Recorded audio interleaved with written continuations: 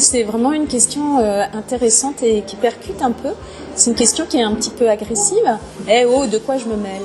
Et puis en même temps, je trouve que ça invite chaque personne, mais peut-être encore plus nous les professionnels, à une réflexivité. C'est-à-dire quand on fait quelque chose, mais finalement là, de quoi est-ce que je suis en train de me mêler?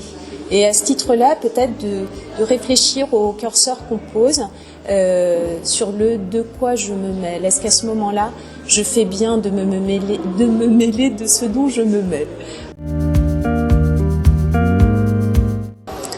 Et je trouve déjà, je dois le dire, qu'il est très riche, ce web documentaire, et puis avec la multitude des manières de l'utiliser, il y a vraiment un grand intérêt, à la fois en travail au niveau des équipes, mais je crois que ce que moi j'aurais envie de tester, envie d'essayer maintenant, c'est de prendre un témoignage d'une famille et de professionnels mêlés, et puis de demander peut-être à d'autres familles en quoi ce qu'elles entendent à ce moment-là, ça fait écho à ce qu'elles vivent ou pas. Et en fait que le témoignage des familles, bien sûr pour nous professionnels, il nous aide à mieux comprendre ce que vivent les familles dans l'accompagnement et ce que nous-mêmes nous mettons dans l'accompagnement, mais aussi de permettre à des familles finalement, avec une forme de prise de recul, de pouvoir faire les liens avec leur propre réalité ou leur propre ressenti et d'inviter à une réflexivité aussi chez les familles.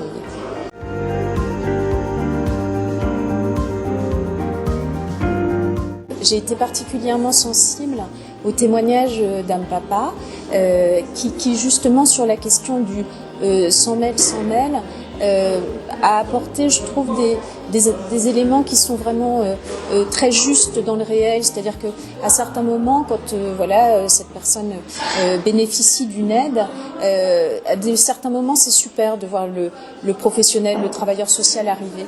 Et puis à d'autres moments, on aurait bien aimé s'en passer. Et comment est-ce que ensemble, on peut réussir à trouver les ajustements pour que les moments qui sont des moments de travail, et je dis ça aussi du côté des personnes accompagnées qui travaillent sur elles beaucoup, aidées par des travailleurs sociaux, mais ça représente vraiment un gros investissement en énergie, en temps, de grande mobilisation. Et comment est-ce qu'on arrive à s'ajuster? À certains moments, on a envie, puis à d'autres moments, on a moins envie. Comment est-ce qu'on fait ensemble avec ça?